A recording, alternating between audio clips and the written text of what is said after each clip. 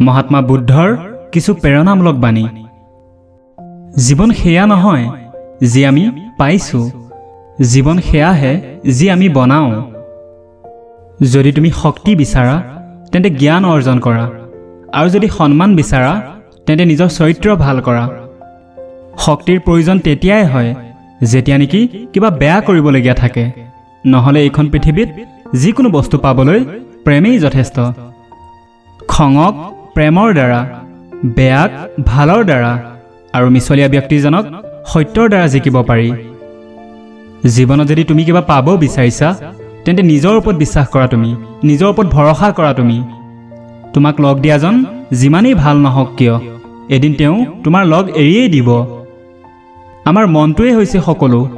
আমি যেনেকুৱা চিন্তা কৰোঁ আমি তেনেকুৱাই হৈ যাওঁ। পৰমাত্মাই কেতিয়াও কাৰোৱে ভাগ্য নিলিখে। জীৱনৰ প্ৰতিটো খোজত আমাৰ চিন্তা শক্তি, আমাৰ আচাৰ ব্যৱহাৰ আৰু আমাৰ কৰ্মই আমাৰ ভাগ্য লিখে। যিদিনাখনি আমি এইটো বুজি পাম, আমাৰ সন্মুখৰ ব্যক্তিজন ভুল নহয়, কেৱল তেওঁৰ চিন্তা শক্তি আমাতকৈ বেলেগ, সেইদিনাই আমাৰ জীৱনৰ পৰা সকলো দুখ নাইকিয়া হৈ যাব। মানুহৰ জীৱন লাভ কৰাটো ভাগ্যৰ কথা, আৰু মৃত্যু হোৱাটো সময়ৰ কথা। কিন্তু মৃত্যুৰ পাছতো মানুহৰ হৃদয়ত জীয়াই থাকিব পৰাটো আমাৰ কৰ্মৰ কথা। আপুনি নিজৰ ভৱিষ্যতো বদলাব নোৱাৰে, কিন্তু আপুনি নিজৰ অভ্যাসবোৰ বদলাব পাৰে, আৰু আপোনাৰ এই বদলি যোৱা অভ্যাসেই আপোনাৰ ভৱিষ্যত বদলাই দিব। যিজন মানুহে নিজৰ ইচ্ছাবোৰক নিয়ন্ত্ৰণ কৰিব পাৰিছে, সেইজন মানুহে নিজৰ জীৱনৰ সকলো দুখ কষ্টকো নিয়ন্ত্ৰণ কৰিব পাৰিছে। পৰিৱৰ্তনক কেতিয়াও ভয় নকৰিব।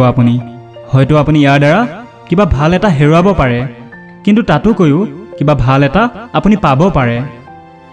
নিজৰ বয়স আৰু টকা পইচাক লৈ কেতিয়াও অহংকাৰ নকৰিবা তুমি, কাৰণ যিটো বস্তুক হিচাপ কৰিব পাৰি সেইটো নিঃসন্দেহে শেষো হৈ যায়। পুনৰ এবাৰ চেষ্টা কৰিবলৈ কেতিয়াও ভয় নাখাবা তুমি, কাৰণ এইবাৰ আৰম্ভণি শূন্যৰ পৰা নহয়, তোমাৰ অনুভৱৰ পৰা হ'ব। সুখৰ একো ৰাস্তা নাই, সুখেৰে থকাটোৱেই হৈছে একমাত্ৰ ৰাস্তা। হাজাৰটা শব্দতকৈ সেই এটা শব্দই ভাল, যিটো শব্দই নেকি শান্তি আনে। অতীতক ধ্যান নিদিবা, নিজৰ মনটোক সদায় বৰ্তমানত ফ'কাছ কৰা। আজি আমি যি অৱস্থাত আছোঁ সেয়া আমাৰ চিন্তা শক্তিৰ পৰিণাম। আনৰ ওপৰত বহুত বেছি ভৰসা নকৰিবা, কাকোৱে বহুত বেছি প্ৰেম নকৰিবা, আৰু কাৰো পৰাই বহুত বেছি আশা নকৰিবা। আপুনি গোটেই বিশ্ব ব্ৰহ্মাণ্ডত এনেকুৱা এজন ব্যক্তিক বিচাৰক যিজনে আপোনাক আপোনাতকৈ বেছি ভাল পায়।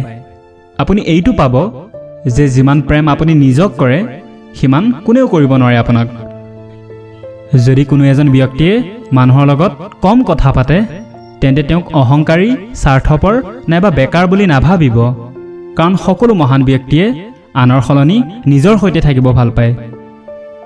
যিদৰে ধুমুহাই এটা মজবুত পাথৰক অলপো লৰচৰ কৰিব নোৱাৰে, ঠিক একেদৰে মহান ব্যক্তিয়ে আনৰ প্ৰশংসা বা সমালোচনাৰ দ্বাৰা অলপো প্ৰভাৱিত নহয়।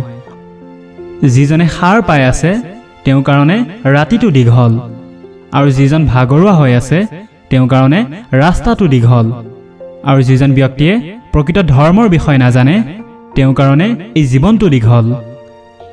এয়া পৰম সত্য যে ঘৃণাৰ দ্বাৰা নহয়, প্ৰেমৰ দ্বাৰা সমাপ্ত হয়। নিজৰ শৰীৰটোক সুস্থ ৰখাটো আপোনাৰ এটা কৰ্তব্য, নহ'লে আপুনি নিজৰ চিন্তা শক্তি আৰু মনটোক কেতিয়াও চাফা আৰু ভাল কৰি ৰাখিব নোৱাৰে। ধ্যানৰ দ্বাৰা জ্ঞান প্ৰাপ্ত হয়। নিজৰ মনত আনৰ বাবে খং পালি ৰখাটো নিজে বিষ পান কৰি আনে মৰাৰ বাবে অপেক্ষা কৰি থকাৰ সমান হয়। যি আপুনি চিন্তা কৰে সেইটো আপুনি হৈ যায়, যিটো আপুনি অনুভৱ কৰে সেইটো আপোনাক আকৰ্ষণ কৰে, আৰু যিটো আপুনি কল্পনা কৰে সেইটো আপুনি নিৰ্মাণ কৰে। নিজৰ চিন্তা শক্তিত ধ্যান দিয়া তুমি, কাৰণ সেইটোৱে তোমাৰ শব্দ হৈ পৰিব।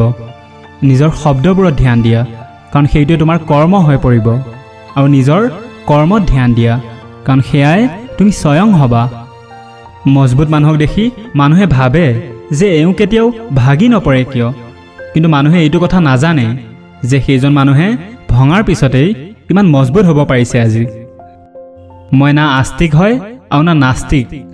যিটো ভাল লাগে সেইটো গ্ৰহণ কৰা, আৰু যিটো বেয়া লাগে সেইটো ত্যাগ কৰা। লাগিলে সেয়া তোমাৰ বিচাৰেই হওক, কৰ্মই হওক, মানুহেই হওক, বা ধৰ্মই হওক, আপোনাৰ পাৰ হৈ যোৱা সময়খিনি লাগিলে যিমানেই বেয়া নহওক, আপুনি তাক পুনৰ আৰম্ভ কৰিব পাৰে। আচলতে অহংকাৰৰ অৰ্থই হৈছে যে মোৰ বিষয়ে কোনোবাই সমালোচনা কৰক, মোক কোনোবাই চিনি পাওক, মোক কোনোবাই জানক।